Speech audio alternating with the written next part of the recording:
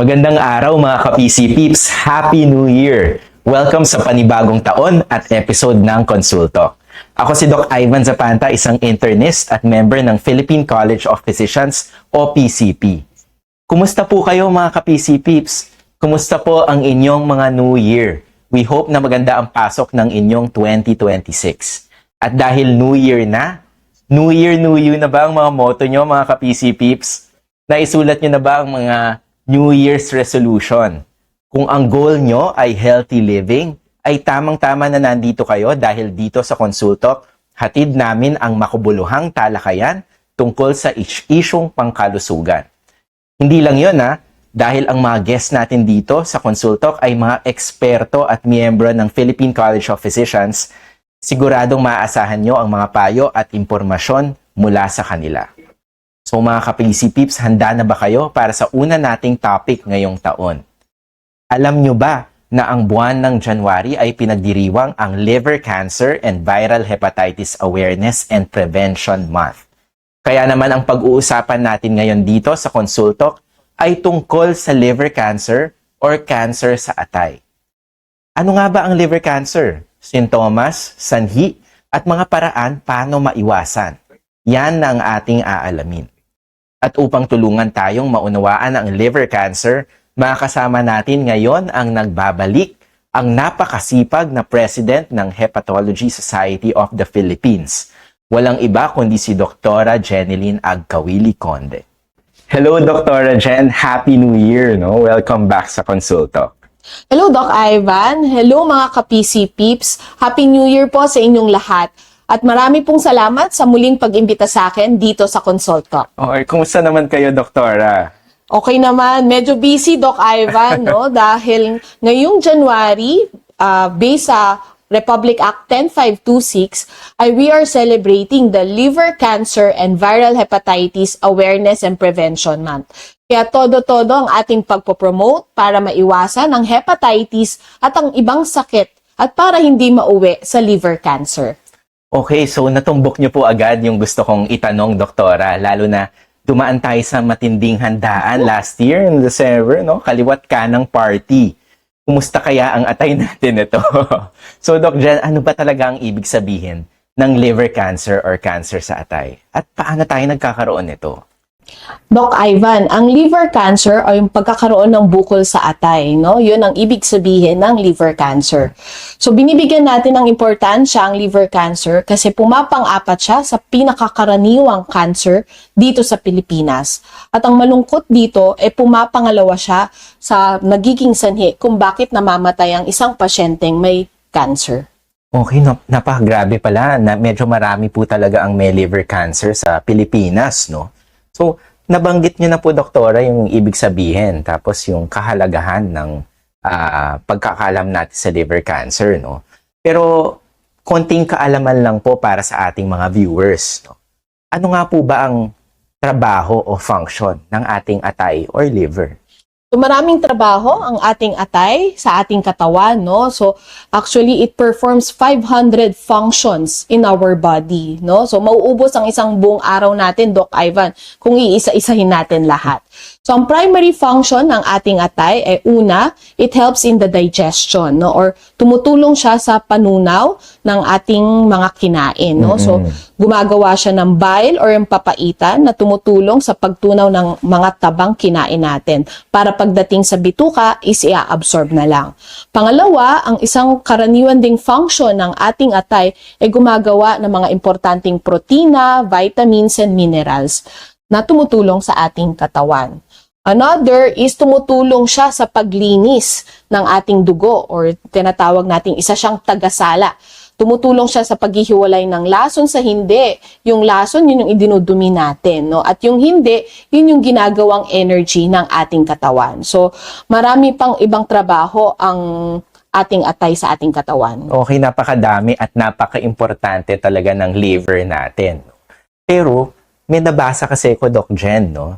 So, tinatawag daw itong silent killer, yung liver cancer, no? At kapag may liver disease naman, parang sinasabi na may silent epidemic naman. So, ano ba yung story or reason behind that? Oo. No, kasi bago natin madiskubre na ang isang pasyente ay may sakit sa liver, kumbaga, matagal, no? Bago magpaparamdam na lang yan kung malala na yung sakit sa atay. Kaya sinasabi siyang silent killer, no? Ang ating atay or very resilient yan, no? Hanggat kaya niya pang tiisin, titiisin niya. Pero pag once na nagparamdam na yan, ibig sabihin parang malala na. Malala na, no? So, wag na natin papaubutin sa ganon, no? So, dahil dyan, papag-usapan na po natin yung dahilan, no? Bakit tayo nagkakaroon ng liver cancer? Ano nga ba yung mga reason nito? So, ang mga primary cause ng liver cancer, Doc Ivan, una, yung pagkakaroon ng cirrhosis. Ang cirrhosis ay, ang ibig sabihin ay pagkakaroon ng sirang atay, no? Or what we call end-stage liver disease, no? So, Doc Ivan, magkaiba ang liver cancer at liver cirrhosis. Kasi sa ating mga pasyente, minsan, ine-equate nila na isa lang ang yun, cirrhosis at liver cancer. So, ang liver cancer, ay yung pagkakaroon ng bukol sa atay. At kung hindi na magtrabaho ang inyong atay dahil nasira na, yun yung tinatawag nating liver cirrhosis, no? So, yung iba pang dahilan kung bakit nagkakaroon ng liver cancer ang isang pasyente, dito sa Pilipinas, ang pinaka-common pa rin ay dahil sa hepatitis B or sa viral hepatitis B or hepatitis C, no? So, napaka-endemic ng viral hepatitis B and C dito sa atin sa Pilipinas. Kaya ina-advise natin ang ating mga pasyente na magandang magpa-test for hepatitis B. Another cause ng liver cancer, Doc Ivan, dito sa Pilipinas ay ang pag-iinom ng labis ng alak, no? Alam naman natin ang alak ay nakakasira ng atay. So, ina-advise din natin ang ating mga pasyente ay huwag nang uminom ng alak dahil ang alak ay pwedeng mauwi sa liver cirrhosis at pwede ring mauwi sa liver cancer. Pero bukod po sa mga nabanggit nyo, Doc Jen, no? Meron pa po bang ibang nakikitang dahilan o factors na pwedeng mag-lead to liver cancer? Yes, Doc Ivan. At ang ngayon, dumadami yung kaso ng tinatawag nating metabolic dysfunction associated fatty liver disease o yung pagkakaroon ng sobrang taba sa atay. So, ang fatty liver ay related sa mga mabibigat ang timbang or yung obese or overweight. It is also related sa mga matataas ang blood sugar at yung mga may matataas na cholesterol. So, hindi na pinagwawalang bahala ngayon, Doc Ivan, ang fatty liver. Yes, so parang medyo marami akong nakikita ganyan sa ultrasound, no? So, dapat talaga binibigyan yan ng pansin. So, at habang pinapag-usapan natin yung mga causes, itong mga sanhi ng liver cancer, no? Marami ring tao ang may mga maling akala tungkol dito, no? So may mga ilan kaming nakita sa mga aming pagsusuri. So isa-isahin natin to, Doc Jen, no? So first, no, totoo ba, Doc, na ang alcohol or alak ang main cause ng liver cancer? Totoo, Doc Ivan, no? Ang alak ay pwede rin maging main cause kung bakit nagkakaroon ng liver cancer ang isang pasyente. So that's why we really advise all our patients na lahat dapat tumigil na sa pag-inom ng alak. At kung umiinom, wag nang uminom talaga. Okay, so napakalinaw niyan, no? Stop drinking alcohol, especially if you have mga fatty liver disease, di ba? Okay, so next naman, Doc, automatic ba na ang hepatitis B ay maaaring mag-lead ng liver cancer? Pwede, Doc Ivan, no? Ang pagkakaroon ng chronic viral hepatitis B, it could be a risk factor in developing liver cancer. So, ang hepatitis B ay pwede nating maiwasan sa pamamagitan ng pagbabakuna, Doc Ivan. So, ang kagandahan nito, di ba, Doc Ivan, pag sa bakuna, pwedeng nating maiwasan ng liver cancer. So, that's why we really advise all our patients kung walang hepatitis B ay magpabakuna. Okay, napakasimple. Magpabakuna, makakaiwas ka na sa cancer, no? Ito next, I'm sure maraming may gustong malaman to, no? Ang sobrang timbang ba, no? Kung may overweight or obesity, may kinalaman ba to sa liver cancer? Tama, Doc Ivan, no? Ang pagkakaroon ng labis na timbang or being overweight or obese, it could be also a factor in developing liver cirrhosis and it could also lead to liver cancer. So, sinasabi nga natin na yung mga pasyenteng may mabigat na timbang or obese, pwedeng mag-develop ng fatty liver at pwedeng mauwi sa liver cancer. Okay, so dapat hindi talaga binabaliwala yung fatty liver na nakikita natin sa ultrasound, no? Ito naman next, Doc, na about a symptom na very common nating nakikita, no? Totoo ba na kapag naninilaw ang puting bahagi ng mata, ay may liver cancer na? Hindi lahat, Doc Ivan, na pag naninilaw ang puting bahagi ng kanilang mata, automatic dahil na sa atay, no? So maraming pwedeng dahilan or sakit na pwede nating mailink sa paninilaw ng puting bahagi ng ating mata. So pwedeng dahil sa problema sa gallbladder, o di kaya kung may problema sa pancreas or even pancreatic cancer can also manifest as jaundice or yung paninilaw ng puting bahagi ng ating mata. O di kaya yung pagkakaroon ng problema sa dugo o yung mga tinatawag na hemolytic disorder, pwede ring mag-cause ng paninilaw ng mata. So that's why we advise all our patients, pag may mga ganong sintomas, importanteng magpakonsulta kagad sa doktor at kung hindi, kung saan-saan. Okay, tama yan, no? So, pag naninilaw ang mata, magpakonsulta na agad. Okay. Eto na, Doc, last na, no? Totoo ba kapag may bukol na po sa atay, no? Wala na bang pag-asa at madali nang mamatay? Hindi yan totoo, Doc Ivan, no? Ang taong may liver cancer ay may pag-asa. Katulad nga ng sinasabi ko sa aking mga pasyente, habang may buhay ay may pag-asa.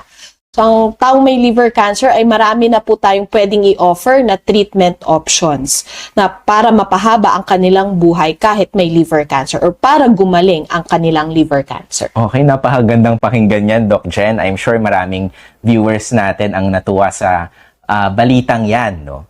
So for sure, ito rin, inaabangan ng ating mga viewers marahil sa ang isa sa mga madalas nilang katanungan, no? Ano nga ba ang mga karaniwang sintomas o senyales ng sakit na liver cancer, no? At paano natin ito malalaman? Ang mga sintomas ng pasyenteng may liver cancer, usually, Doc Ivan, wala silang nararamdaman early on the stage of liver cancer. Kasi maliit pa lang yung bukol, hindi pa yan magpaparamdam. Pero pag malaki na or malala na ang liver cancer, doon na siya magpaparamdam. So usually, ang karaniwang sintomas ng pasyenteng may liver cancer, either nagsusuka sila, nagduduwal, o di kaya sumasakit ang kanilang kanang bahagi ng kanilang tiyan, o di kaya lumalaki ang kanilang tiyan, o di kaya naninilaw, or parang feeling busog lagi, or parang bloated, or yung bigla na lang madaling mapagod, or nababawasan ang kanilang timbang, or yung sinasabi nating unintended weight loss. Okay, just to emphasize, Doc, no, na nararamdaman lang natin yung symptoms o senyales ng liver cancer pag lumalaki na talaga yung bukol. So, ibig sabihin, kapag maliit pa to, ano talaga, silent epidemic talaga, no? So, hindi natin ito mararamdaman. So, ano po ba yung mga tests na ginagawa natin para early natin ma-detect yung liver cancer? So usually, ang nire-request nating test for liver cancer detection is yung basic na ultrasound or liver ultrasound. Pwede rin yung other imaging tests such as CT scan, MRI. At nagpaparequest din tayo ng tinatawag nating tumor markers or yung blood test na alpha-fetoprotein, AFP, or yung PIVCA2. Okay, so napakalaga ng early detection, no? Lalo na sa sakit na liver cancer. So, napag-usapan na natin kanina yung mga dahilan, yung mga causes, common misconceptions, symptoms, at kung paano natin malalaman kung may liver cancer ba tayo at nasusuri, no? So, ngayon po, gusto nating malaman ano naman yung mga options natin sa gamutan. Di ba, sabi nyo nga po, may pag-asa na. May mga gamot na tayo for liver cancer. Ano nga po ba yung mga ito, Doc? So, yung mga treatment options natin for liver cancer, so pwede natin silang i-offer ng surgery o yung mga tinatawag nating resection para matanggal yung bukol. Ngayon, meron tayong mga tinatawag na microwave ablation o yung pagsusunog dun sa bukol para mamatay. Pwede rin nating i-offer sila ng tinatawag nating transarterial chemoembolization or TACE. Ito yung kung saan nag-i-inject tayo ng chemotherapy dun sa ugat na nagsusupply dun sa bukol para mamatay. At ang isang pwede ring i-offer natin ngayon, marami ng makabagong gamot sa liver cancer, yung tinatawag nating mga chemotherapy at immunotherapy. Okay, ang galing, Doc. Napakarami at talagang nagbibigay pag-asa po talaga yan sa ating mga pasyente, no? So, last na, Doc, no? Ano po ba dapat ang tandaan natin at gawin ng ating mga ka-PC peeps ngayon pa lang para makaiwas sa liver cancer? So, Doc Ivan, para maiwasan natin ang liver cancer, syempre, importante na magpakonsulta sa ating mga doktor. Syempre, una rin, we advise our patients na magpabakuna kung in case man na walang hepatitis B. Of course, importante rin na magpa-test, no? Para malaman kung tayo ba ay infected ng hepatitis B or hepatitis C na risk factor sa pagkakaroon ng liver cancer. Another, syempre, iwasan ang pag-inom ng alak. Alam naman natin na ang alak ay nakakasira ng atay at pwede ring mauwi sa liver cancer. At mag-maintain ng tamang timbang para maiwasan ang fatty liver. Okay, napakasimple ng mga kailangan gawin, no? Pero minsan mahirap, no? Lalo na kakatapos lang ng December, no? So, sa mga nabanggit nyo po, no, na yung umiinom ng alak, may possible hepatitis B, no? Bukod dito, sino pa ang dapat magpa-screen for liver cancer? Siyempre, yung mga pasyenteng may liver cirrhosis o yung pagkakaroon ng sirang atay. At siyempre, yung hindi natin maiiwasan, yung genetics, kung may family history ng cancer. So, sila yung mga dapat na maagang magpakonsulta sa doktor. Okay, so kunyari, Doc, may fatty liver o kaya medyo malakas uminom ng alak, may hepatitis B or may cirrhosis na or family history, no? Gaano ba dapat kadalas magpa-check up para sa mga high-risk patients natin? So, we advise our patients, lalo na yung mga pasyenteng may hepatitis B, no? So, karaniwan kasi iniisip nila na silent carrier sila, no? Na hindi na sila magpapa-check up. So, kahit may hepatitis B, ay dapat po na regular na magpa-check up sa inyong doktor kada 6 na buwan. Dahil alam natin na ang hepatitis B ay isang risk factor para mag-develop ng liver cancer. Para habang maliit pa lang yung bukol, nagagamot kagad. Of course, even for alcoholic cirrhosis or alcohol liver disease, we advise our patients also to consult or to have an ultrasound every 6 months as well. And of course, yun sa mga pasyente nating may fatty liver, hindi na dapat pinagwawalang bahala ang fatty liver. So we also advise our patients na may fatty liver, may diabetes or matataas ang sugar or matataas ang cholesterol na maganda ring regular na magpa-check up sa kanilang doktor or maganda kahit every 6 months magpa-ultrasound para nalalaman natin or nadedetect natin ng maaga kung ang isang pasyente ay nagkakaroon na ng liver cancer. Alright, Doc Jen, very well said, no? So, kaya nga, every after New Year tayo nagpapa-annual check-up, di ba? Tapos, every 6 months na after that, no? So, para ma-detect natin na maaga kung meron bang mga kailangan tayong bantayan sa ating liver. No? So, mga ka-PC Peeps, paalala sa atin ni Doc Jen na alagaan natin ang ating mga atay upang hindi na umabot pa sa liver cancer. So, kung kayo po o mga minamahal nyo sa buhay ay may sintomas na katulad sa nabanggit ni Doc Jen, huwag po kayong matakot, no? Magtungo po agad sa pinakamalapit na ospital o health center at magpatingin sa doktor. Because early detection is important. No? Early detection saves lives. Diba, Doc Jen? Tama, Doc Ivan. Okay. Doc Jen, maraming salamat po sa pagsama niyo sa amin dito sa Konsulto at sa lahat ng mahalagang impormasyon na ibinahagi niyo sa amin. Kaya bago tayo mag-sign off, Doc, ano po ang gusto niyong iparating na take-home message sa ating mga ka-PC Peeps na nanonood ngayon? So, sa ating mga ka-PC Peeps, Doc Ivan, no? So, sinasabi natin na hindi porke na-diagnose tayo na may liver cancer o pagkakaroon ng bukol sa atay, end of the world na, no? So, lagi mayroong pag-asa. So, we also advise lahat ng pasyente na magpa-test, no? We should be tested kung may hepatitis B ba tayo o di kaya may sira ang atay or yung tinatawag nating liver cirrhosis dahil sa labis na pag-inom ng alak o di kaya kung may fatty liver. So, we should be tested. And ang kagandahan, kung wala naman tayong hepatitis B, magandang magpabakuna para hindi tayo magkaroon ng hepatitis B para maiwasan din ang liver cancer. So, we should also be vaccinated. At kung meron mang sakit na hepatitis B, alcohol liver disease or cirrhosis, or fatty liver disease or liver cancer, syempre importanteng magpagamot or we should be treated. At importante, Doc Ivan, importanteng meron tayong alam or we should be aware. Alright, napakaganda at napakalinaw. Maraming salamat po, Doc Jen. Mga ka-PC peeps, alagaan ang atay ha. So, ang malusog na atay, ang susi sa malusog na buhay. Sa tamang impormasyon, maagang deteksyon, at wastong pangangalaga, may pag-asa tayong mapanatiling lusog at malayo sa sakit ang ating sarili at pamilya. Ka-PC peeps, may mga tanong ba kayo tungkol sa episode natin ngayon o may mga topic na gusto nyong pag-usapan natin dito sa Consult Talk, no? Leave us a comment lang po sa ating mga comment section sa ibaba. Para sa mga marami pang kaalaman tungkol sa isyong pangkalusugan at updates, sundan lamang kami sa aming mga social media accounts. Please don't forget to like and share this episode, mga ka-PC peeps.